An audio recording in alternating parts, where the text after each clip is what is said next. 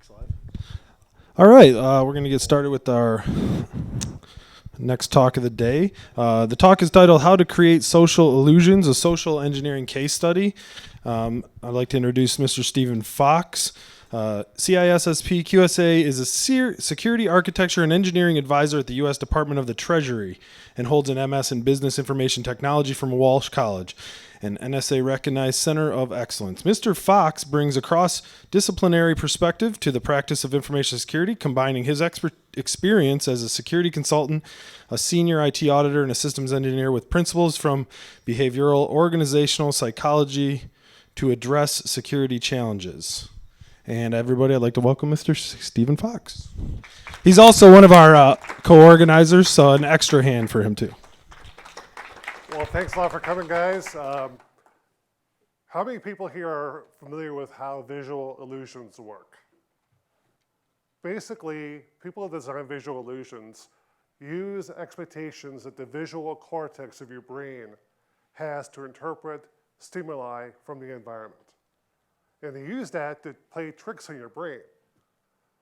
Social engineers do the same thing with behavioral and organizational psychology to trick you into believing that certain circumstances are what they are not. And that's what we're talking about here. I'll mention a few tools, but this is not a tools talk. This is really about psychology and what the environment, or whether what elements of the environment can be manipulated to fool you into believing things are the way they are not. A little bit about me, as I was already introduced. I'm currently a security architecture and engineering advisor with the U.S. Treasury. I protect your taxes. My background is as a security consultant. I did a lot of social engineering, pen testing, a lot of PCI work. Before that, I was the IT auditor for GM, so I worked in this building. And before that, I was a developer and a systems engineer. But before that, I was into psychology, understanding how the human brain works and how it interfaces with machines. Now, why would a person in psychology care about security? Any ideas how someone from psychology ever even cared about security? Exactly. Well, really, computers don't make money by themselves. Companies don't operate solely on computers. People have to use computers to make companies money. So as a social engineer, if I know how to hack a person, it doesn't matter how well protected the computer is.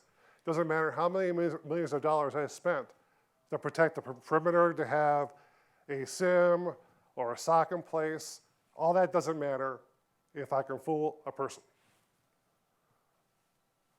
I talk a lot about these topics on securelexicon.com, my own blog, but also CSO Online and InfoSec Island.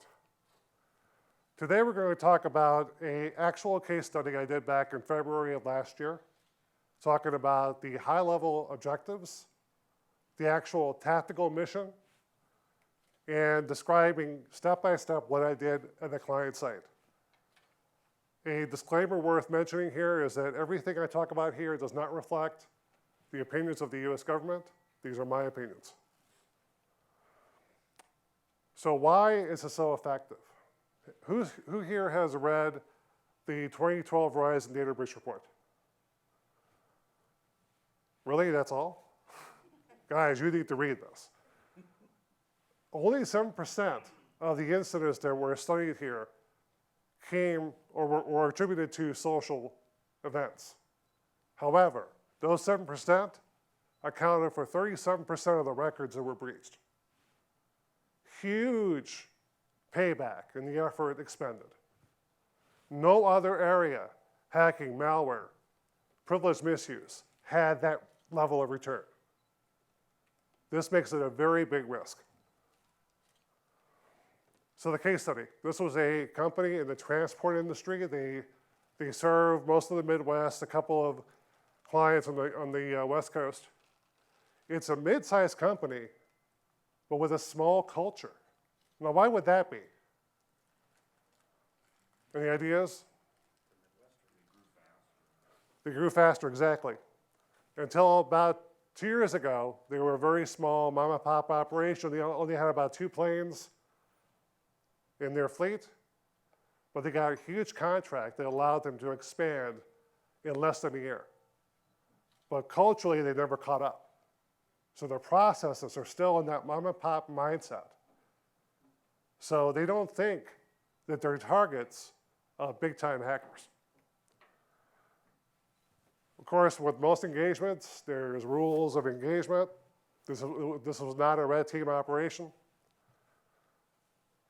We were asked to escalate privileges and get access to corporate records, but we were not allowed to attack personal email addresses of employees, and we were not allowed to target their individual property. So I couldn't track their cars, I couldn't steal their property. I could take photographs, but I couldn't steal their stuff. And I couldn't steal corporate equipment. So I couldn't walk out with servers, that kind of thing. So we're going to talk about how was I able to do all this cool stuff. So the mission, get user credentials, get access. And here's the rules of engagement. Oh yeah, the server room was out of scope. Now, I could get into the room, take photographs, but I couldn't hack anything in the server room. So after putting on a suit, getting some binoculars, walking into a field, I did a lot of recon. Now, recon accounted for about 6 hours of a 20-hour project. Very small amount of time. So I had to collect all the information I needed to get the job done in 6 hours. So I went out to Google. Google Maps allows you to get aerial photographs of your target location. Now, what's interesting about this photograph? You see that there are no gates. You see that there are trash receptacles over here that are not fenced off. So I thought, maybe I could approach them, but it's possible they're locked. When I got there, there was no locks. I was able to get stuff out of the trash cans at night. Over here, this looks like a transformer. Turns out it was. If the rules of engagement had not prevented me from damaging equipment, I could have shut off their power. If I were Chris Nickerson, I would have climbed the roof and damaged their AC. But again, I was prevented from doing that by the rules of engagement. What's not shown in this picture is that over here, there was an apartment complex. This means that the people in this building were used to people showing up that were unaccounted for. And lastly, Google told me that this building houses 6 other businesses. Now, why is that important? Mix-ups happen, mail goes to the wrong place, people get the wrong extensions. People that aren't in that office aren't unseen. Right. My client was used to seeing people that didn't work there, and they were used to dealing with them, and there were processes in place to deal with strangers that were relaxed. And there were a lot of exceptions to processes depending on the person. So next I wanted to see what the employees saw of the company. Now Glassdoor.com is a great way to find out what people think about the company. You find a lot of reviews. People bitch about their bosses here. It's a really great storehouse of internal perspectives. As we can see here, the company was rated by its employees as 2 stars out of 5. The employees were very dissatisfied. Their CEO had a 0% approval rate. And this statement alone really captures the opinions of the company employees. That their management was really good at getting people to leave the company and go to other jobs. This reflects a great deal of tension. So I wanted to see, well, what about their IT environment? I now know they're pissed off. So maybe they're doing stupid things with their IT. So I found this forum which one of their employees posted a help notice for SharePoint. So here I find out not only that the version of SharePoint they're using, the fact they even posted a problem with a detailed error report, but they also named the file they were trying to retrieve. Okay, this file includes the name of another contract company they were doing business with. So if I had wanted to, I could have contacted that company and gotten details about what they did for this client. But I also know that just by looking at what business that client's in, I understand the issue they were hired for. So it gives you more intelligence as to what's happening in this company. And here is an announcement of a layoff that was planned about 6 months after I came on site. The company was planning to lay off 300 people. The company has about 900 employees, so this is a significant layoff. Well, the company is an LLC, they're not publicly traded, so I wasn't able to get their SEC reports. But I did some additional research and found out that there was a union on site and they planned a strike. Now, I'm not sure where they got this giant rat from, but anyone that gets a giant inflatable rat to take to the strike is motivated and very unhappy. So this really helped me understand how to manipulate these employees. I would not want to walk in as someone that was a representative of the business. I wanted to come in as an authority figure that was there to solve problems, but was not associated with management. So that feeds into the pretext, the ruse that you select as a social engineer. Understanding the attitudes and psychology of your target employees is key. And also knowing where the giant rat came from, that helps. So next on to Facebook. Now, why is Facebook important? Any ideas? People put all their information on there, they trust it. Correct. With Google, I was able to find out a lot of corporate information on corporate events, but with Facebook allowed me to focus on the personal side of the company, their employees. So here I discovered that the company is heavily into nonprofit events. And I discovered a nice little note that was left by a previous employer saying, thank you for donating a check to the nonprofit. It's nice to see that even though you were no longer located in blah, you still care about the city. Now, this tells me that the company had moved. This tells me the nonprofit they were associated with. I now know how much money was donated. But with this posting is a photograph of them donating the check. This photograph was also associated with names of everyone in the photograph. So now I have employee names. I know their dress code.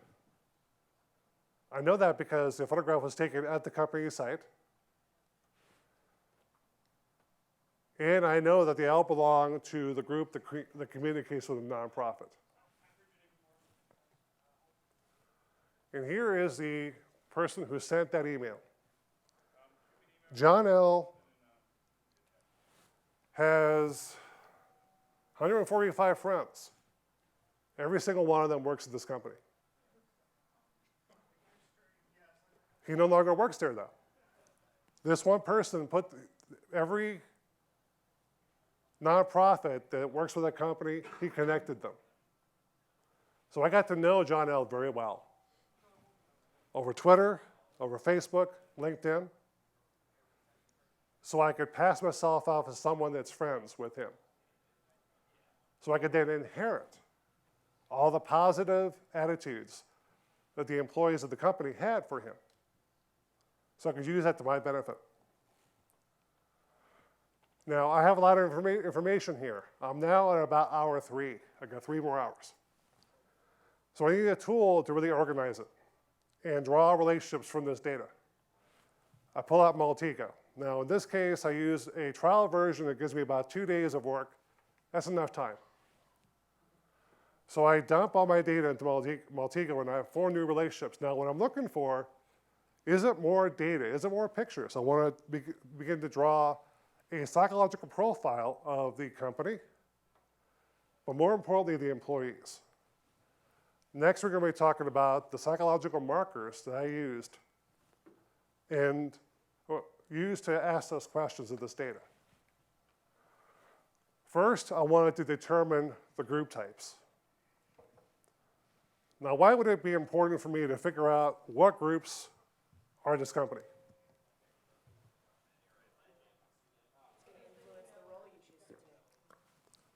It influences the role, but it also influences my targets in the way that I relate to them. So a primary group, these are groups that you can think of as a high school clique. Kind of tough to get into, but once you're in, you're in. Unless you do something really, really stupid and you get kicked out. But they have a lot of perceived power, and they're very influential. The secondary group, they're easier to get into. They tend to be targeted more by social engineers for that reason, but they defer in authority to the primary group. So my objective as a social engineer is to know enough about the primary group in order to influence the decisions that the secondary group members make.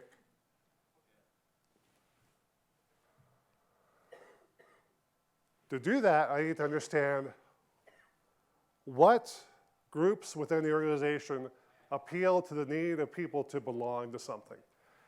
Everyone wants to belong to something. The groups at this organization that appeal to that need were the charity committee, as we discussed earlier.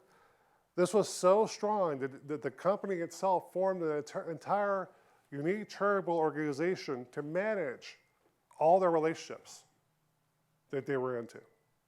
Very critical. Transport committee, as we discussed earlier, their main business was transport.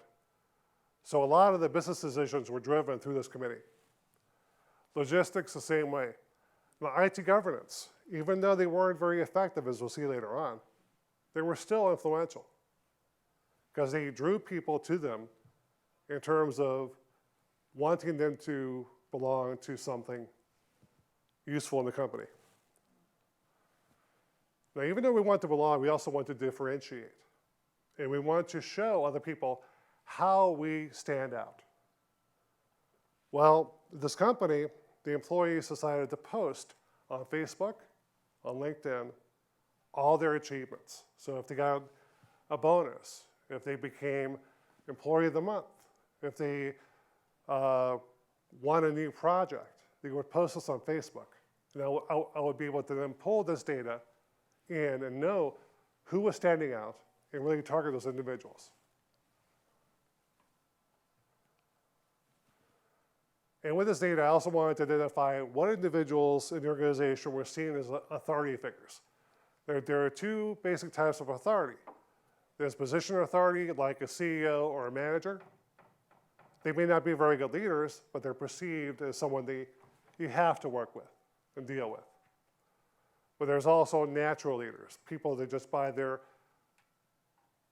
natural proclivities and ability to deal with people draw respect, and even though they may not be a manager, have the power the manager would have. So here we have the charity committee, that's very formal position power. The same with logistics. The natural leaders were the gatekeepers. These were huge in my targets. I wanted to target them because they were the ones that interfaced with everyone that came in from the outside. And I would want them to trust me as someone that was coming in. My overall findings as I used MultiGo to slice and dice this data was that there's a lot of staff management tension. I was able to determine their IT infrastructure. They were mainly a Windows shop. I was able to find out they were heavily into community involvement, the key communicators in the organization and how they dressed. So I was able to use that to my benefit. And also that they had a shared building space that they shared with other businesses. Now, with all this information, I had to build a plan to actually achieve my mission.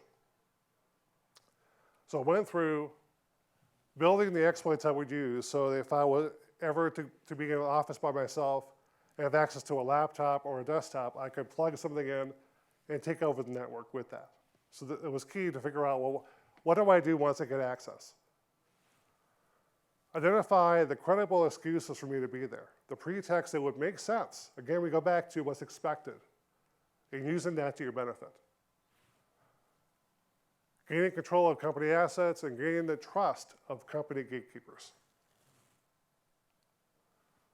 Now, to do this, I would use persuasive methods. I would use the fact that they were afraid of being laid off. They were afraid of losing business.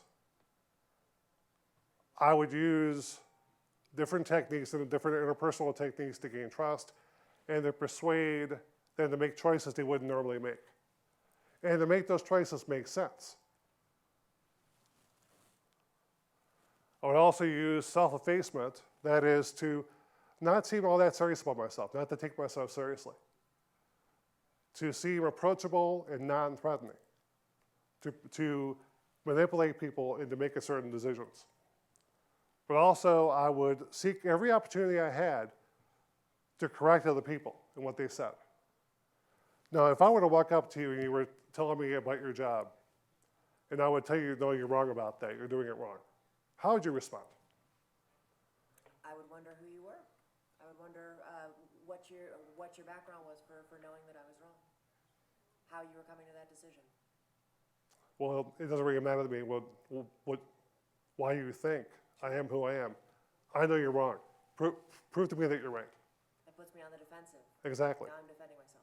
Right, so you may give me more information about what you do that you may not have given me before. So I could then use that information to further my goals. So by correcting others, you actually elicit more information about what they do. And also, by connecting the pieces of information that 5 people in the organization might give me, even though the individual pieces might be low risk, I can put them together and really form something that's dangerous to the organization. Now, during this process, I had formulated about 4 different pretexts and only really came up with 2 that made sense. We're going to discuss the 2 that made sense. The first was an IT consultant that came from the outside. As I discussed earlier, I don't want to be someone that was hired by management.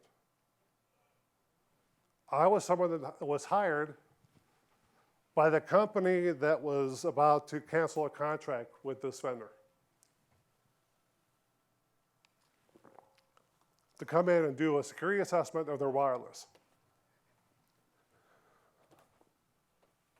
So anyone that faced me would come up to me if they so chose and maybe even challenge me. And I could tell them, look, I'm from this outside company. I'm here to make you guys look better.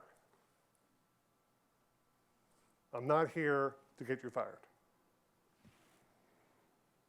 Someone that was easygoing but knowledgeable, was there to solve a problem, and someone that would command respect and yet not be threatening. And the other one, as we discussed earlier, was associated with nonprofit organizations. Someone that would appeal to the very core corporate values of community involvement, and someone that, as we'll see later on, would actually be escorted through multiple levels of physical security to meet with executives. Now, to put together my tool, I used from Backtrack the Social Engineers Toolkit. This is a tool that's available for free. Allows you to make a variety of exploits depending on your needs. You could do spear phishing. You can do, as I did, you can make malicious PDFs to put on USB sticks. You can do a variety of things. And I chose payloads that were related to Windows. So from this list of payloads, I made a variety of attacks. Now, before I walked in, as I mentioned earlier, I had 4 options. During pre-testing, I made certain phone calls to figure out which ones made the most sense. The 2 that we already described made the most sense. Now, during these phone calls, I was also able to find out even more information about the company, which strengthened the believability and credibility of my pretexts.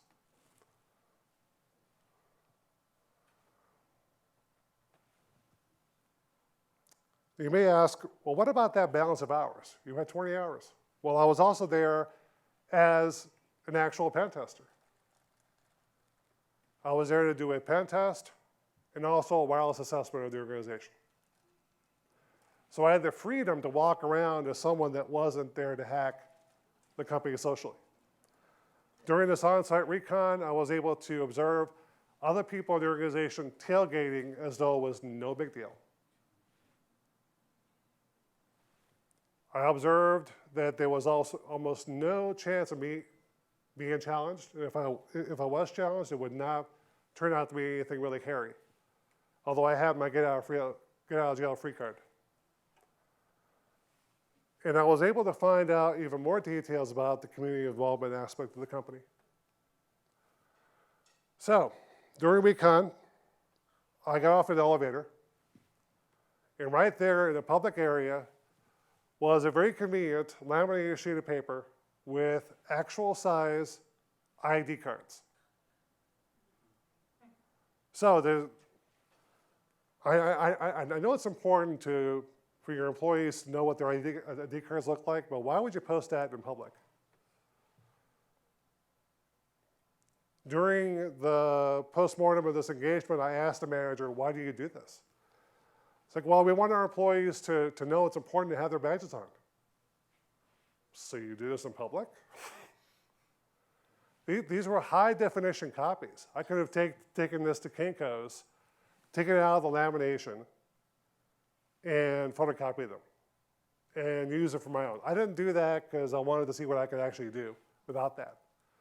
But also in the same public area, I found a phone directory of everyone that worked in that floor. This was the IT operations floor. Sorry, IT management floor. I apologize. On the business management floor, there was a glassed-in display, as most companies do, displaying their involvement with certain events, company picnics, that sort of thing. They posted a letter associated with that donation. I showed you a picture from Facebook. This letter tells me all the details about that donation. So by itself, this is not that big a deal. But together with the information I found on Facebook, I know everything now. I know how to pass myself off as someone that was involved with this. I know the name of the executive. I know the amount of money. I know how it was used.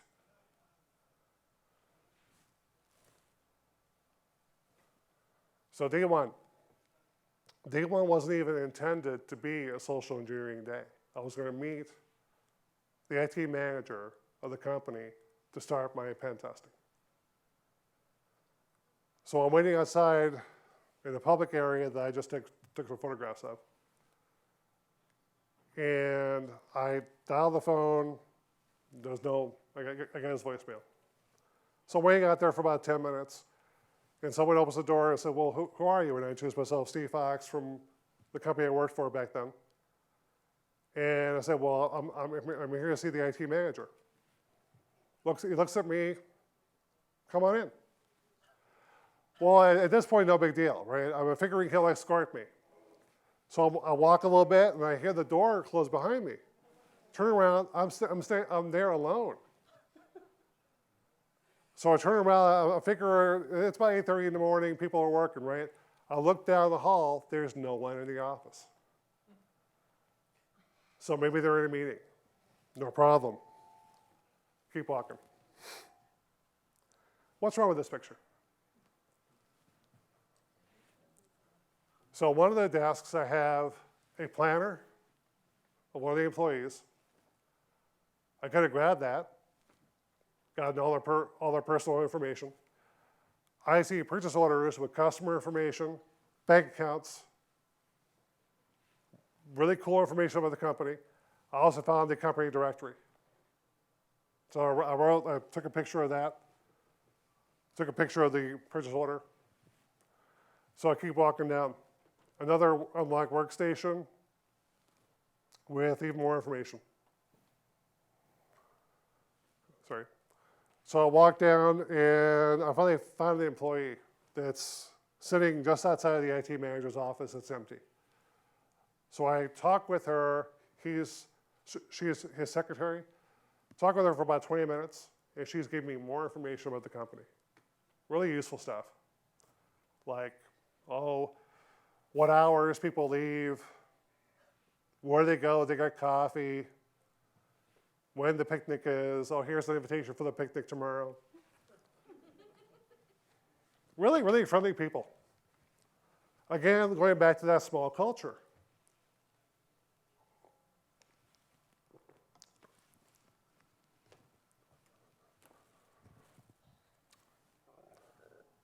So the funny thing is, the IT manager opens the door, he looks at me, and it's like, no. Are you the IT consultant? Mm-hmm. So I failed. So day 2. Now, day 2, I had already gotten set up on day 1 for pen testing. I already saw my scans. Day 2, there was a snowstorm. So I show up, sitting outside the server room.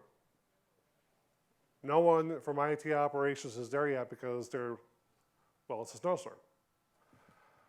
So I'm sitting on the floor reading a book, and a guy from the Department of Defense walks up to me.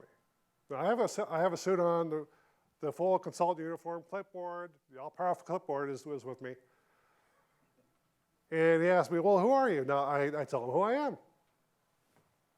Oh, why are you here? I'm here to help with security. Come on in. Again, I figure I'm going to be escorted, right? So I start doing my scans, and all of a sudden I hear the door close. The guy leaves me alone in the server room, the IT operations room, for 2 hours. Now, I don't have pictures here, but the client forbade me from showing the pictures of the server room, as you would expect. But I was able to get pictures of network diagrams. I was able to open up drawers and take pictures of people's desks within the office. But the really cool part, I was able to find a test lab, which had a computer with a password pasted to the side of the monitor with a username. So I'm like, no way. Sit down, log in, yep. Bring up the text file, say users. So I figure all these are test users, right? Looking at this thing, so I grab just one name, walk over to my production box that I'm testing with. It's a production password. So I just had every production password, usernames of the entire company from this one test box.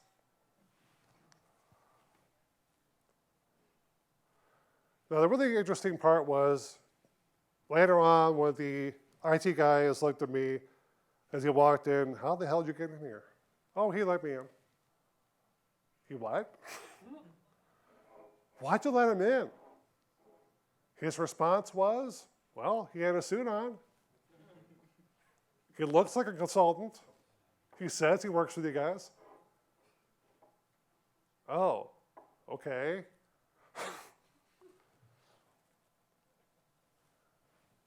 So the same day, I'm not done yet. Taking a break, doing some scans of the lower floor, and I'm figuring, I'm feeling the social engineering bug. Go back, put away my equipment, walk upstairs, and I began to act like the social type in the nonprofits. So I tail behind another employee. Now I've got my clipboard with me, but with paperwork I had gathered from the nonprofit just the day before it started snowing. So with this stuff was also an envelope from the nonprofit in which was a USB stick with a malicious payload, just in case. So I see someone approaching me. And I could tell by their micro expressions, they were like, who is this person and why are they here? So before they even have a chance to talk to me, I said, I'm Jim from this nonprofit. I'm here to see Martin. His whole expression changes. He was excited. Really? Did you get the, I'm really glad you're here. We haven't heard from you guys in a few months. Yeah, we really appreciate your gift back in Christmas time. We were able to feed all these families. We really loved the turkey we gave them thanks to your money. I wanted to thank Martin in person. So he escorts me through 2 levels of security. Now, at this point, he hasn't even asked me for any ID at all. He walks me through 2 levels of security into a secured business office. Now, before all this happened, I was able to determine that Martin would not be in his office. He was going to be in a meeting. I was running the risk that his meeting was canceled. Thankfully, he was not there. Here's his office. How was I able to take this picture? I was left there alone.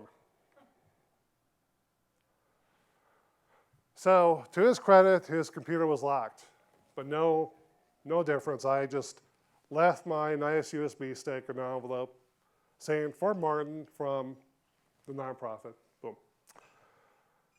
Now, I really wish the rules of engagement had included attacking personal addresses because off in the corner here is Sports Illustrated for that month with his personal address. So now I know he's into sports, and now I know where he lives. But that was out of bounds. But this is to show you how much we leave behind. Something as innocuous as a magazine could be used against us if we aren't careful.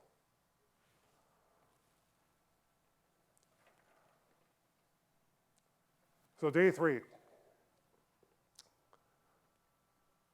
I'm doing a wireless assessment as part of the job. And I see people tailgating, like a bunch of people, into the business office. So I figured, I'll give this a shot. Walk in, and I'm intercepted by the receptionist, a gatekeeper. And she asked me for my ID. Steve, why are you here? Well, I'm doing a wireless assessment for the company. I was hired by the management of this building to help your IT people out to do this assessment. Really? Okay.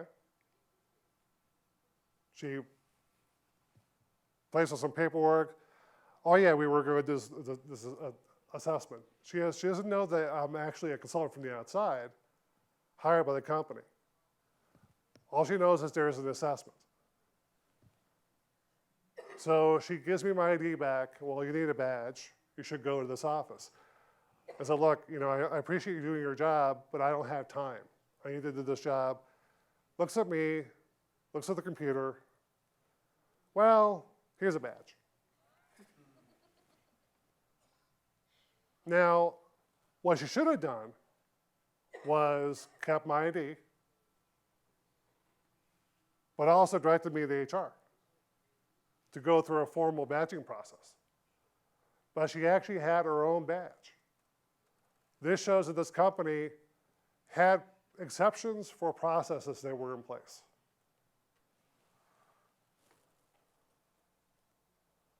Now this badge, she told me, would only give me access to this one floor, which was fine because this was the floor where HR records were stored. I would be able to get all the HR records of everyone, no problem.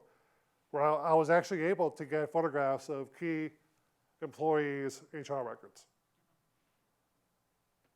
But it turns out that this badge gave me access to every single room in the company except for the server room. And here is a photograph of the badges. First one I had was escort only required, well, an escort required badge, which I kept hidden most of the time. And next one was a visitor. Now this thing, it might as well say contract because no one challenged me. They just saw, well, he's a visitor, he's cool. It's kind of cool that was number one though. So who here wants to get pwned? Okay, this will be quick. I would rather you guys learn how to frustrate social engineers like myself. But how do you do that? Well, security really needs to go beyond just being a policy. It needs to be part of your culture. You need to really care about security. Because without your involvement, without you guys being watching out for people trying to fool you, it doesn't matter how much money the company spends on servers and all this stuff, as I said earlier. You're the weakest link. But by caring, you can be stronger than any machine. A lot of my clients took their security awareness programs and turned them into games where they would hack themselves and send their employees phishing attacks over corporate mail. And the ones that wouldn't fall for it got points, which they could then trade in for special treats like casual days or just dinners for their team, just cool stuff. Ways to reward them for behaving in a manner which was secure. But as you saw earlier, this company was just storing all this information about themselves on the internet. They weren't thinking, well, what could someone do with this? So really, companies have to think about, well, what could someone do with this information? Now, how do you do that? You need to work with your corporate marketing team that puts the stuff out there and figure out what the security issues are behind that.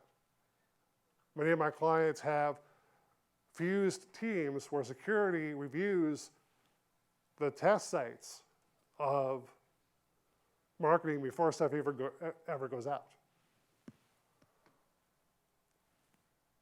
And also, you need to social engineer your own companies every once in a while. Very important. There's no reason why you can't do that. There's no law against it, as long as you do it the right way. Now, I do recommend you hire a professional pen tester or social engineer one time to set a baseline, to help you identify the problems first. But after that, you can do it on your own. Now, I'm not the end-all be-all expert on social engineering. There's people out there a lot smarter than me. I definitely recommend some of these resources. Chris Hednagi, he wrote a great book on it. He also has a site called socialengineer.org. I recommend you can check that out. There's also a couple of guys and a lady that wrote some books on corporate intelligence gathering, but also looking at the psychology of social engineering. Any questions?